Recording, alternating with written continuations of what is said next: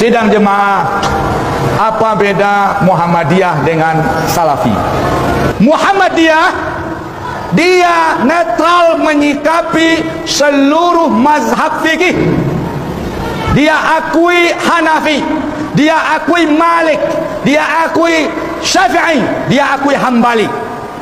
Terus bagaimana dia? Dibuatlah lembaga tarjih. Dibuat lembaga tarjih.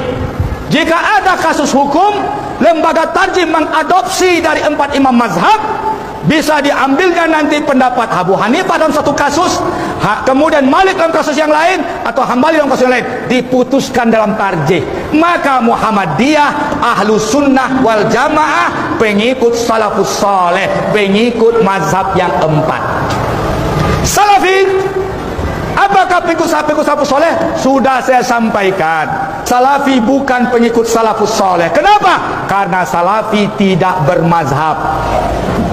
Muhammadiyah menerima mazhab, Salafi tidak bermazhab. Bagaimana mengaku pengikut Salafus Saleh sementara Salafus Saleh itu bermazhab? Kita langsung ke Quran, kita langsung ke hadis. Ente siapa? Anda memahami Quran butuh tafsir. Kalau tidak lewat tafsir, Anda salah paham. Tahu nggak Anda, ada ulama yang terdahulu karena tidak tahu asbabun nuzul mengatakan tawaf dan sa'i itu makruh. Fala junaha alaihi ayat tawafa bihima. Tidak berdosa mereka tawaf dan sa'i.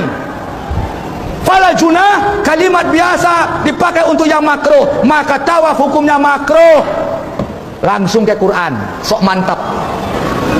Sidang jemaah, dijelaskan ayat itu asbabun nuzulnya. Dulu orang tawaf dan sa'i telanjang.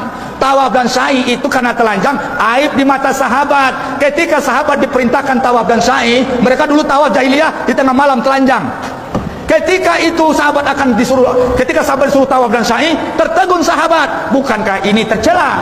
Turunlah ayat fala junah, tidak berdosa, lakukan. Sidang jemaah, kita ini butuh guru.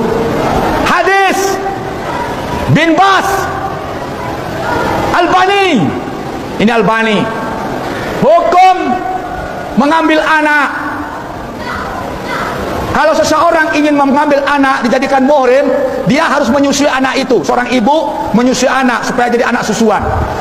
Jumhur ulama, umur susuan itu 2 tahun. Jika anak menyusu di usia susuan 2 tahun kepada seorang wanita, maka dia setelah menyusu jadi anak susuannya, muhrimnya. Tapi Albani mengatakan boleh menyusu di usia remaja dan dewasa. Nauzubillah. Perlu kita berguru. Guna-guru itu membimbing kita, karena proses hukum ini sudah panjang, butuh tenaga besar, butuh cerdas yang hebat. Sidang jemaah yang dirahmati Allah, apa beda Salafus Saleh dengan orang yang mengaku mengikut Salafus Saleh? Saya tegaskan dulu, siapa pengikut Salafus Saleh?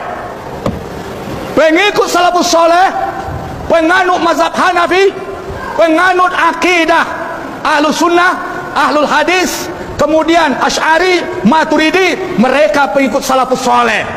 Pengikut Syafi'i, pengikut Salafus Saleh.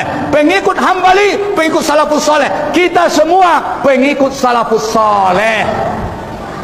Ada orang mengklaim dia saja pengikut Salafus Saleh, tapi dia tidak bermazhab. Dia tidak ikut Syafi'i, tidak ikut Malik, Hambali, pengikut Salafus Saleh, ikut Ibnu Taimiyah. Sanad ilmunya terhenti pada Ibnu Taimiyah. Ibnu Taimiyah bukan Salafus Saleh. Saya tetap menghormati Ibnu Taimiyah. Saya banyak belajar dengan Ibnu Taimiyah. Saya baca majmu' fatwanya dan kitab-kitab Ibnu Taimiyah. Tetapi kita harus netral, kita jelas, adil, amanah ilmu. Ibnu Taimiyah hidup di 700 tahun Hijriyah. Dia bukan Salafus Saleh. Jadi kalau ada orang mengaku pengikut Salafus Saleh, sanad ilmunya terhenti pada Ibnu Taimiyah, dia bohong, bukan pengikut Salafus Saleh. Semoga ada kesadaran. Kita Indonesia mayoritasnya bermazhab Syafi'i, dan seluruh pengikut imam mazhab yang berempat adalah pengikut Salafus Saleh.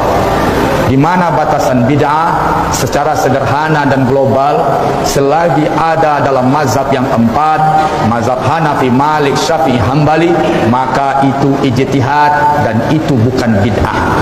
Jangan mudah membid'ah-bid'ahkan dan dituduh bid'ah. Kalau itu ada pada mazhab yang empat, itu bukan bid'ah.